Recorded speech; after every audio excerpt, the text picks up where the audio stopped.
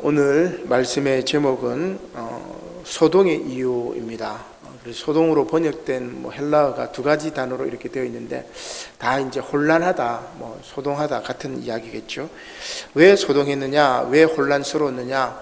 하나는 이제 소유물 때문에 그렇고, 다른 하나는 아들을 번제물로 바치는 이유 때문에 그렇습니다. 그래서 오늘 말씀 여러분들이 잘 아는 내용이지만 또 세번문의 맥락에서 또 사순절 첫째 주일을 맞이하면서 어떤 의미인지 함께 살펴보고자 합니다.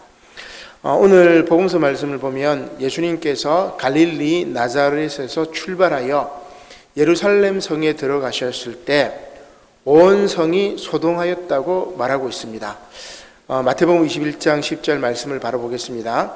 예수께서 예루살렘에 들어가시니 온 성이 소동하여 이르되, 이는 누구냐 하거늘 무리가 이르되 갈릴리 나사렛에서 나온 선지자 예수라 하니라. 자, 여기서 이제 소동하여라는 말은 지진이 났다, 혹은 사람들이 선동되어 동요하다, 이런 의미입니다. 예수님께서 예루살렘 입성으로 말미암아 이 예루살렘 성의 질서에 균열이 났다는 말이에요. 이것은 예수님께서 이 땅에 태어나셨을 때도 마찬가지입니다. 마태복음 2장 3절에 보면은 헤로드 왕과 온 예루살렘이 듣고, 예수님의 탄생의 소리를 듣고 소동한지라. 그래서 이 소동이라는 말, 우리말로는 다 소동으로 번역했지만 헬라어로는 조금 다르긴 해요. 자, 그런데 의미는 같습니다.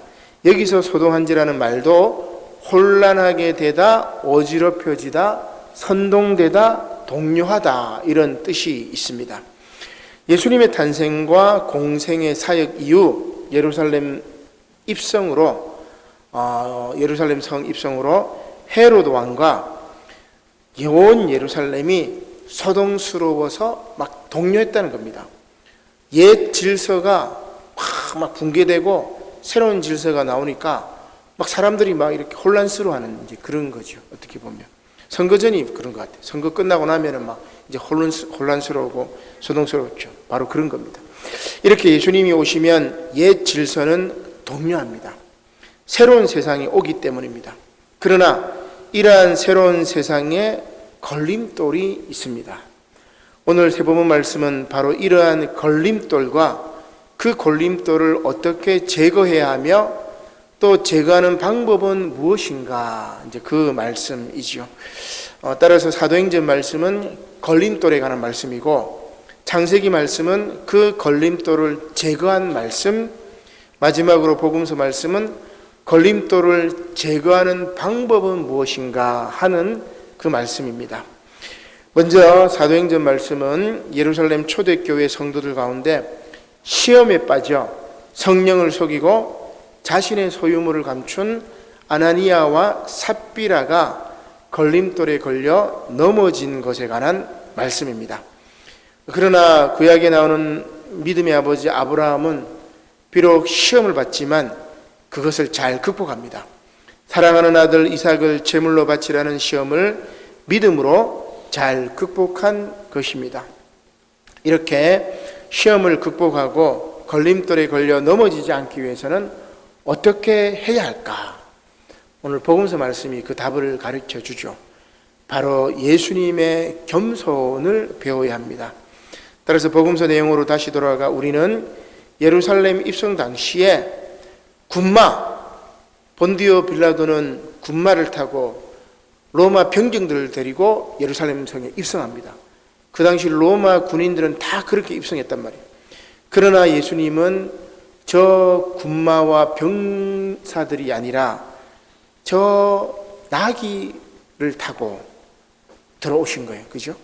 예수님은 이제 겸손을 스가랴서가 예언을 했던 것이죠. 그래야만이 시험을 이기고 걸림돌에 걸려 넘어지지 않을 것입니다. 힘으로 맞서는 것이 아니라 겸손하여 십자가에 자기 자신을 내어주는 순종으로 이긴 것입니다. 이것이 이제 기독교의 참된 진리라고 할 수 있죠. 특별히 오늘은 사순절 첫째 주일입니다. 부활절 전 40일을 말합니다. 주님께서 고난받으신 것을 기념하는 그런 절기입니다. 예수님은 이렇게 이 땅에 오시어 거짓된 질서와 잘못된 가치를 깨뜨리셨지만 세상이 소동하여 예수님을 받아들이지 않습니다. 오히려 예수님을 십자가에 못 박아 죽여버리지요. 이렇게 세상의 불의한 질서는 만만치가 않습니다. 예수님 부활하신 다음 2000년이 지났는데 지금까지 이 불의한 질서들은 무너지지 않고 있는 것이죠. 그래서 우리는 다시 예수님께서 오시기를 소망하고 기다리고 있는 것입니다. 현재 전 세계적인 코로나 팬데믹이 그 마지막 발악을 하고 있습니다. 그러나 또 다른 위기가 터지죠. 이 위기가 지나면 이제 평화로울까? 그렇지 않습니다. 우리가 이 세상 사는 동안에는 끊임없이 갈등과 분쟁과 고독과 고민과 고통들이 끊임없습니다. 그래서 이제 코로나 팬데믹이 이제 어떻게 보면 우리도 이제 피크를 치고 이제 곧 올해 내로는 아마 대충 이렇게 끝이 나지 않을까. 그러나 이제 감염학자들 이야기는 이게 3년 주기로 계속해서 생긴다고 이야기를 합니다. 그만큼 인간의 오만과 인간의 교만, 생태계 질서를 파괴하고 지구온난화를 불러일으켰고 동물들의 서식지를 침투해서 건물을 짓고 인간은 멸망을 향해서 치닫는 그런 인간의 오만 때문에 이 지구는 우리는 멸망을 할 수밖에 없다는 그런 생각이 듭니다. 지금이라도 정신 차려야 되는데 여러분 그렇지 않죠. 정신을 차리지를 못하고 있습니다. 그래서 또 다른 위기가 터졌죠. 바로 러시아의 우크라이나 침공입니다. 강한 나라가 약한 나라를 침범하고 지배하려는 힘의 논리가 많은 이들을 고통에 빠지게 만들고 있습니다. 많은 사람들이 죽어가고 있는 것이죠. 이것은 예수님께서 순환을 받으시고 고통을 받으시고 또다시 십자가에 못 박혀 죽으시는 것과 같습니다. 그러나 이렇게 고통을 받고 마침내 십자가에 못 박혀 죽으셨지만 그렇게 끝날 수가 없습니다. 그렇게 끝나면 얼마나 비극적이에요. 예수님은 다시 부활하셔야 돼요. 사망 권세를 깨트리고 부활하셨습니다. 힘으로 맞선 것이 아니라 겸손하여 자신을 내어주는 순종으로 이기신 것입니다. 하나님께서 예수님을 부활시키셨던 것이죠. 이렇게 겸손한 예수님의 마음을 본받아 새로운 세상을 창조하시는 저와 여러분들이 되시기를 주님의 이름으로 간절히 축원합니다. 새 생명이 태어나기까지는 해산의 고통이 있어야 합니다. 새로운 세상이 오기까지도 마찬가지로 인고의 세월을 견뎌야 합니다. 그러나 쉽지 않죠. 초대교회도 그렇습니다. 새로운 세상으로 나가기 위한 길에 걸림돌이 있었습니다. 따라서 혼란스러워하고 소동하는 것입니다. 자, 그럼 사도행전 본문 말씀에 나오는 첫 번째 소동의 이유를 살펴보도록 하겠습니다. 사도행전 5장 1절 말씀이지요. 아나니아라 하는 사람이 그의 아내 삽비라와 더불어 소유를 팔아 그 값에 얼마를 감추매 그 아내도 알았더라고 이야기를 합니다. 잘 아시다시피 초대교회는 유무상통의 사랑의 공동체였습니다. 사도행전 2장 44절 말씀에 보면 초대교회 상황이 어땠는지를 알아야 우리가 아나니아와 삽비라가 왜 죽음을 당했는지를 알 수가 있습니다. 사도행전 2장 44절입니다. 초대교회는 믿는 사람이 다 함께 있어 공동체를 구성했다는 말이에요. 모든 물건을 서로 통용하고, 이게 유무상통이에요. 많거나 작거나 다 자기 소유물을 그 공동체와 더불어 함께 사용했다. 또 재산과 소유를 팔아 각 사람의 필요를 따라 나눠주며, 자기 재산과 소유를 다 팔아가지고 필요한 사람이 그걸 썼단 말이에요. 그죠? 여러분, 이게 이제 공산주의 사회입니다. 근데 지금 이제 역사상의 공산주의 사회는 무기와 힘과 전쟁, 폭력으로 이런 사회를 만들려고 한 것이고, 예수님은 이런 공산주의 사회를 뭐로 만든 거죠? 자신이 십자가에 못 박혀 죽는 순종과 겸손으로 만드신 거예요. 그래서 목표는 같지만 방법론이 다르다고 이야기를 할 수가 있겠죠. 자, 그래서 재산과 소유를 팔아 각 사람의 필요를 따라 나눠주며 날마다 마음을 같이하여 성전에 모이기를 힘쓰고 집에서 떡을 떼며 기쁨과 순전한 마음으로 음식을 먹고 하나님을 찬미하며, 그래서 백성들의 칭송을 받아요. 그죠? 주께서 구원받는 사람을 날마다 더하게 하시니라. 이게 가장 아름다운 초대교회 원시 공동체의 모습이었습니다. 초대교회의 모습이었습니다. 이 원시 교회 공동체를 회복하지 않으면 안 되죠. 근데 쉽지는 않아요. 그죠? 교회가 제도권이 된 다음에 로마의 국교가 된 다음부터는 제도화가 되고 사제계급들이 등장하면서 이 원시 교회의 아름다운 모습, 저는 이걸 놀이라고 설명을 하고, 이 원시 교회의 아름다운 모습이 다시 회복이 되어야 되는데 교권 세력들이 등장하면서 제사장 계급들이 등장하면서 이게 이제 회복이 안 되었다, 뭐 그렇게 이제 이야기를 한 적이 있습니다. 자, 아무튼 이러한 원식교회 공동체 속에서 아나니아와 삽비라 부부가 자신의 소유물을 감춰버린 거예요. 그러면 이 공동체가 파기되는 거죠. 소유물 때문에 시험에 걸려 넘어진 겁니다. 소동이 일어난 것입니다. 혼란스러워하는 것입니다. 따라서 베드로의 책망을 듣죠. 그 결과 사도행전 5장 5절에 보니까 아나니아가 이 말을 듣고 엎드려줄 혼이 떠나니 이 일을 듣는 사람이 다 크게 두려워하더라. 공동체가 파기되면 안 돼요. 그죠? 초대교회가 하나님의 뜻에 따라서 지구상에 있는 전혀 다른 새로운 공동체를 만들었는데 이제 아나니아 한 사람 때문에 이 공동체가 무너지게 생겼어요. 그래서 베드로가 그의 교권을 가지고 아나니아를 책망했고 그의 혼이 떠나버린 겁니다. 그래서 젊은 사람들이 일어나서 시신을 싸서 메고 나가서 장사를 지낸 거예요. 소유 때문에 소동한 아나니아가 죽게 된 것입니다. 자, 그런데 남편 아나니아의 일을 모르는 아내 삽비라가 이제 또 사도들 앞으로 옵니다. 사도행전 5장 7절이지요. 3시간쯤 지나 그의 아내가 그 일어난 일을 알지 못하고 들어오니 베드로가 또 물어봅니다. 그 땅 판 값이 이것뿐이냐? 내게 말하라 하니, 만약에 삽비라가 이때 거짓말하지 않고 우리가 감췄습니다. 내가 잘못했습니다. 내가 이 공동체에 헌신하고 하나님의 뜻대로 우리가 함께하는 공동체인데 내 욕심 때문에 남편과 함께 잘못했습니다. 용서해 주십시오 하면 베드로가 여러분 어떻게 하겠습니까? 아나니아야, 예수 그리스도의 이름으로 너를 용서하니 우리가 함께 새로운 세상을 만들자구나, 이렇게 갔을 거예요. 자, 그런데 삽비라가 뭐라고 이야기합니까? 예, 이것뿐입니다, 이렇게 얘기합니다. 거짓말하는 거죠. 그래서 베드로가 이야기합니다. 너희가 어찌 함께 꾀하여, 부부가 함께 꾀하여 주의 영을 시험하려 하느냐? 보라, 내 남편을 장사하고 오는 사람들의 발이 문 앞에 이르렀으니 또 너를 메어 내 가리라. 결국 어떻게 돼요? 삽비라도 혼이 떠나가지고 죽게 됩니다. 젊은 사람들이 들어와서 그를 또 장사 지냈죠.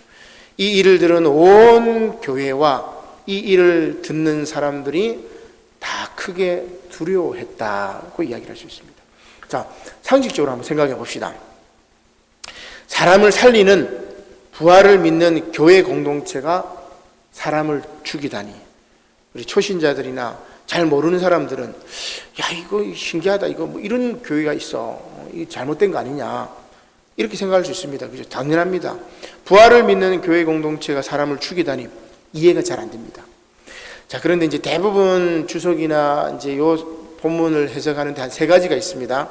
자, 첫 번째는 아나니아와 삽비라 부부가 유무상통의 초대교회 사랑의 공동체를 이 일로 말미암아 무너뜨리기 때문에, 해치기 때문에, 그죠? 그래서 이 일이 일어났다. 그죠? 요게 하나가 있고, 두 번째는 성령을 속인 두 부부의 거짓말, 위선을 말합니다. 잘못했으면 여러분 그냥 잘못 인정하면 돼요.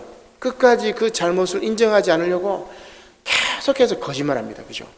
그러다 보면 이제 악순환에 빠져가지고 헤어나올 수 없어요.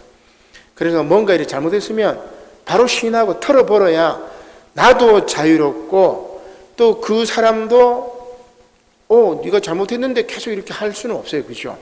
그냥 이렇게 털어버립니다. 그래야 자유롭단 말이에요. 근데 이 아나니아와 삽비라는 계속해서 거짓말을 하고 그 결과 이 두 부부, 성령을 속인 두 부부의 위선으로 말미암아 죽임을 당하는 것이죠. 그래서 누가복음 12장 10절 말씀에 보면 예수님께서 이런 말씀을 하십니다.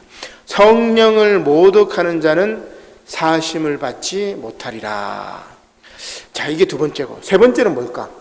세 번째는 이게 굉장히 이제 가톨릭적인 시선인데 사도적인 곤징과 하나님의 심판을 들고 있습니다.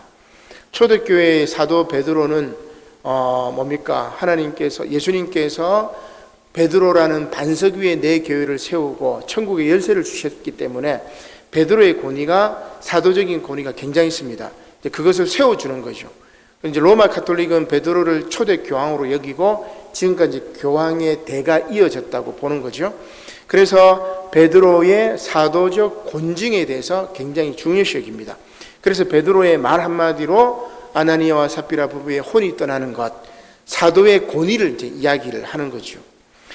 물론 이 권위는 하나님께서 주신 권위입니다. 공동체의 질서를 위해서 꼭 필요한 권위죠. 그래서 권징이라든지 뭐 이런 게 있어요.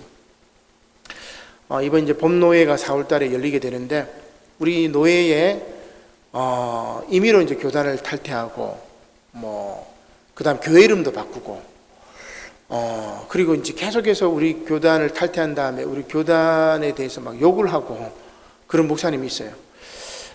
참 안타까운데 그래서 아마 노회 때 이제 권징을 하고 목사직 박탈이라든지 권면까지도 이제 해봐야 되겠지만 권면을 하고 되지 않으면은 이제 목회직을 이제 박탈을 한다든지 면직을 하든지 그죠? 이렇게 가야 되는데 그러나 참 쉽지 않아요, 그죠? 반박하고 교회의 권징이라는 것이 세상 법으로 가게 되면 또 세상 재판으로 가고 옛날에는 그렇지 않았어요. 목사님이나 당회나 장로님들이 이렇게 권면을 하면 들어주고 다 이렇게 받아줬단 말이에요, 그죠? 잘못했다고 얘기를 하고 그러면서 공동체가 다시 하나가 되고 화해가 되고 참 그렇게 되었어요, 그죠? 왜냐하면 사람들이 다 실수를 하고 또 잘못할 수가 있기 때문에 온전한 사람이 여러 없어요. 목회자도 마찬가지, 장로님도 마찬가지. 모든 사람들이 다 실수하고 넘어지고 그럽니다. 그러면 이 권면을 들었을 때 내가 잘못했구나 하면서 다시 회개하고 하면 이게 또 하나가 된단 말이에요. 근데 요즘에는 이제 이 권면이나 권징이 안 돼요. 그럼 끝까지 한번 가보자 하면서 세상 법정으로 가져가. 우리 노회가 세상 법정으로 가져간 일들이 한 2번, 그죠? 그 혼탁한 시대를, 그 경험을 다 하면서 참 이게 교회의 재판이 더 추하다는 생각이 많이 들었어요, 어떻게 보면. 왜? 하나님의 권면이나 사도적인 권징이 권위를 잃어버렸기 때문에. 그래서 안타깝다 이런 생각이 듭니다. 자, 아무튼 사도적인 이 권징과 하나님의 심판을 세 번째로 들고 있습니다. 자, 공동체의 질서를 위해서 꼭 필요한 권위가 사도적인 이 권징, 권면이라고 할 수 있겠죠. 자, 그러나 오늘 세 본문의 맥락에서는 저는 첫 번째 해석에 기초하여 소유물이라는 걸림돌에 넘어진 것으로 볼 수가 있습니다. 서로 유무상통해야 되는데 막상 내 땅을, 내 소유물을 팔고 보니까 이 정도는 좀 감춰놔야 되겠어. 내가 다 이렇게 줘가지고 교회 섬기는데 내가 쓸 필요는 없지 않을까?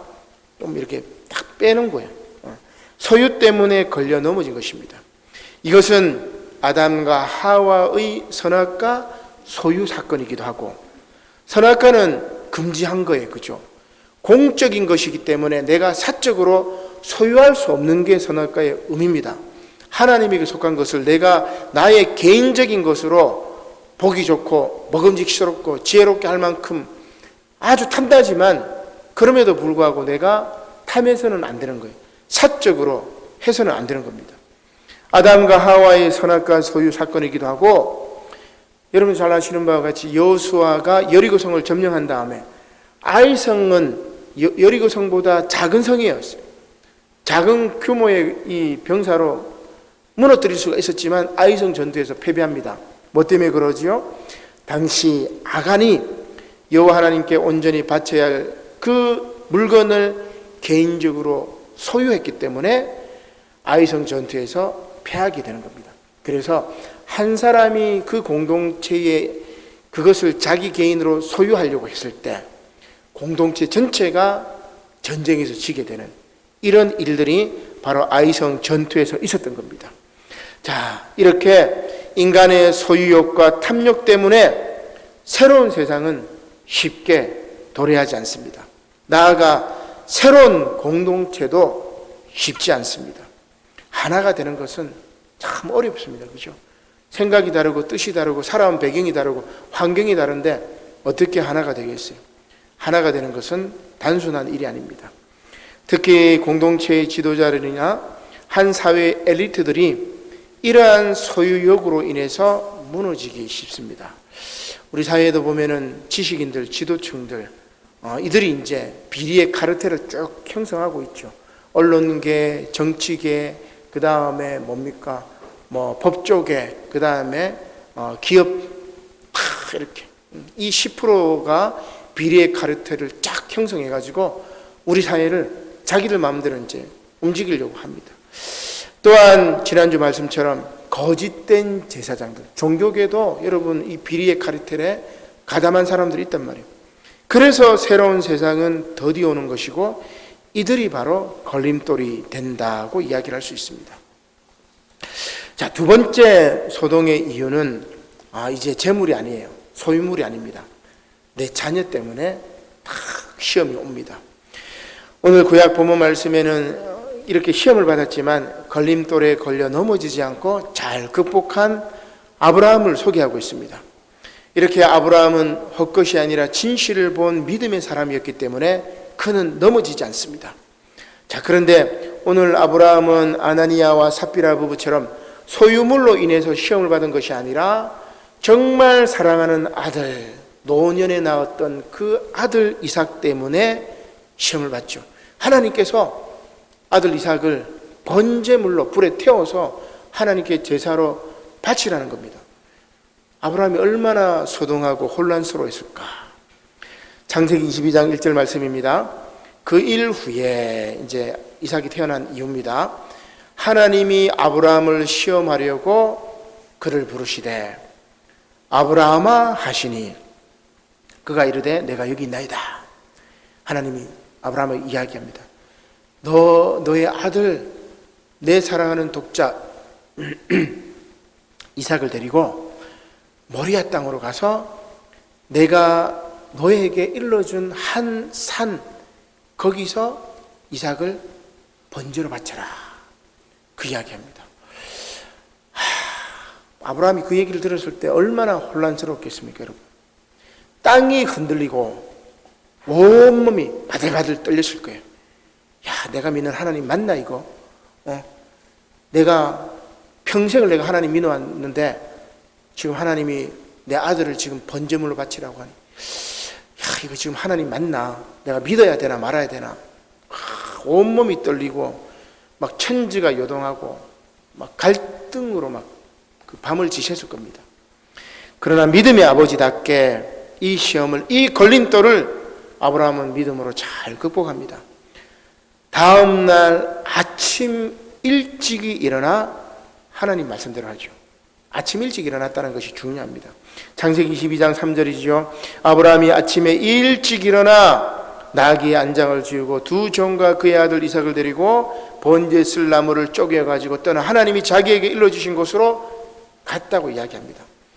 마음 속으로는 심란하고 막 요동하고 막 떨리고 괴로웠겠지만 그 행동은 하나님 말씀에 순종을 한 거죠. 자, 그리고 이삭에게 번제나무를 탁 지우고 아브라함은 불과 칼을 손에 들고 탁 갑니다. 그때 이제 이삭이 물어요. 창세기 22장 7절이죠. 아버지, 내 아들아, 내가 여기 있노라. 이삭이 물어봅니다. 불과 나무는 아버지가 들고 가니까, 손에 들고 가니까 여기 있는데 번제할 어린 양은 아버지 어디 있습니까? 궁금하죠, 이삭도. 그죠?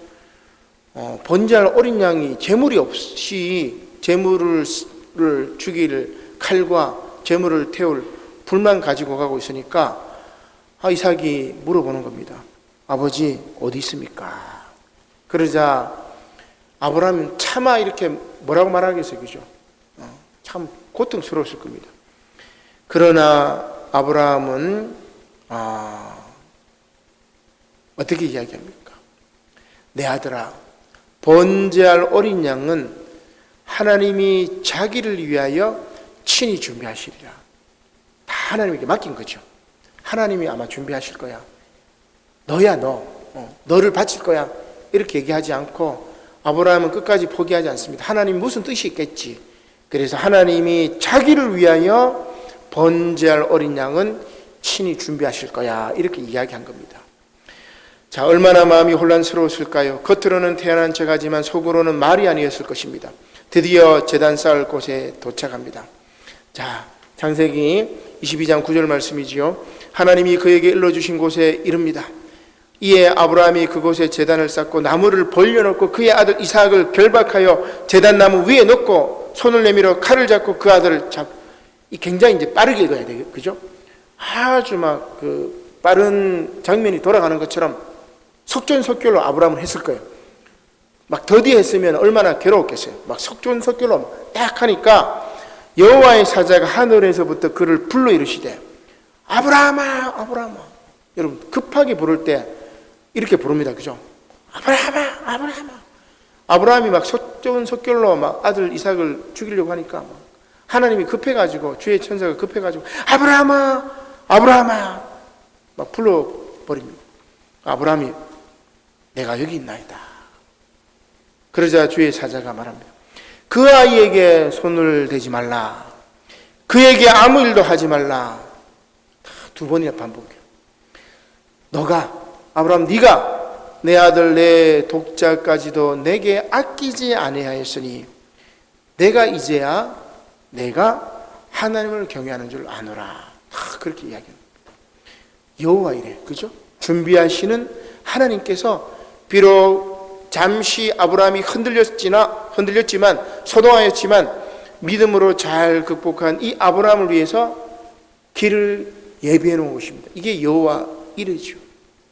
이렇게 순종과 믿음으로 우리는 소동과 혼란을 면할 수 있는 겁니다. 하나님을 믿는 그 믿음, 지금 내 생각대로는 이게 되지 않지만 내 뜻과는 다르지만 내가 이것 때문에 흔들리지만 하나님이 하시는 일이니까 뭔가 뜻이 있을 거야.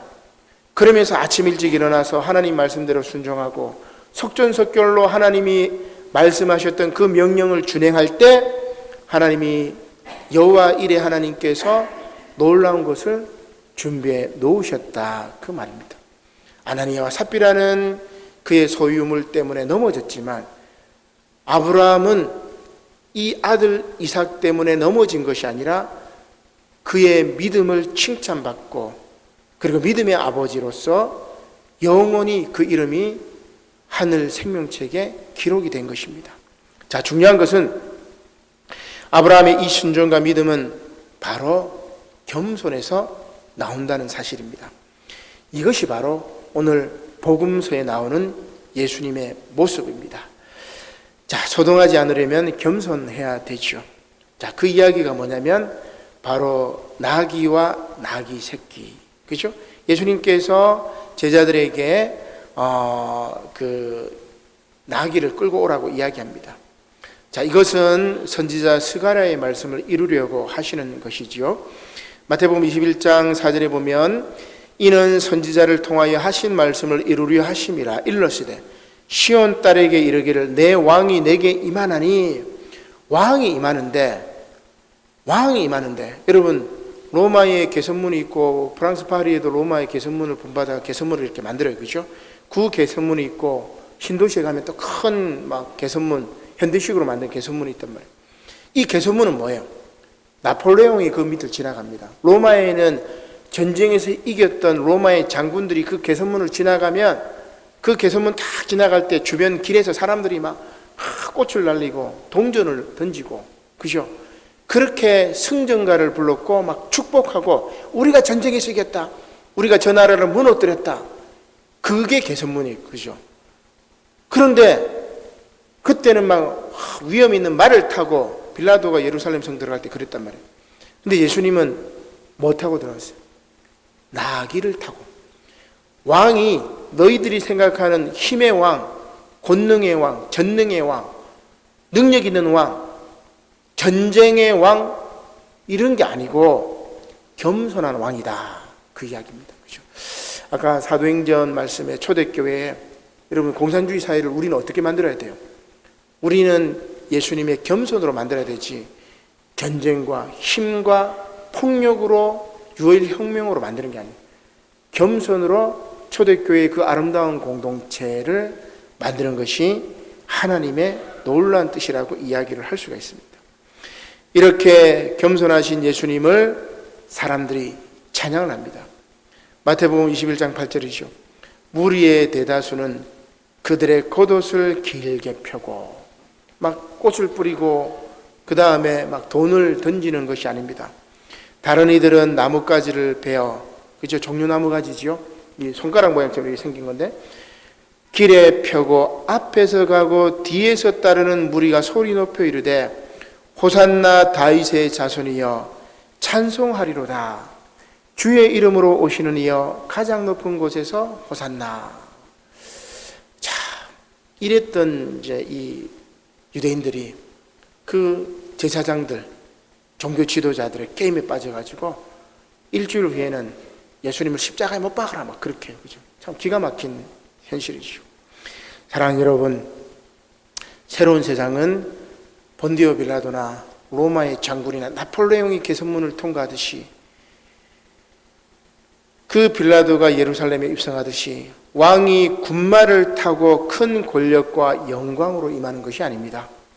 그저 예수님처럼 겸손하여 빛도 없이 이름도 없이 임하는 작은 겸손에서 시작하는 것입니다. 각자의 삶의 자리에서 최선을 다하는 그 사람들, 그 민중들의 힘에서 나오는 것입니다. 그런 저와 여러분들이 되시기를 주님의 이름으로 간절히 축원합니다. 아멘. 기도드리겠습니다. 고마우신 하나님, 감사를 드립니다. 사순절 첫째 주일을 맞이하여 예수님께서 예루살렘 성에 입성하셨을 때 온 예루살렘이 소동하고 예루살렘의 옛 질서가 흔들렸던 것을 기억합니다. 이 땅에 예수님이 오셨을 때도 마찬가지입니다. 지금도 마찬가지입니다. 예수님을 받아들이지 않고 또한 예수님을 죽였던 저 어둠의 권세, 세상 사탄 마귀의 질서는 지금도 견고하게 비리의 카르텔을 가지고 예수님을 십자가에 못 박고자 준비하고 있사오니 주여, 우리가 말씀에 바로 서서 저들을 예수 그리스도의 이름으로 물러가게 하시고 예수 그리스도의 이름으로 승리하게 하시고 마침내 예수님께서 오셔서 만드실 새하늘 새 땅 하나님 나라, 영원한 하나님 나라를 만들어갈 수 있도록 은혜 허락하여 주시옵소서. 감사를 드리며 예수님의 이름으로 기도드립니다. 아멘. 다 함께 자리에서 일어나시어 찬송가 620장 1절만 부르시겠습니다.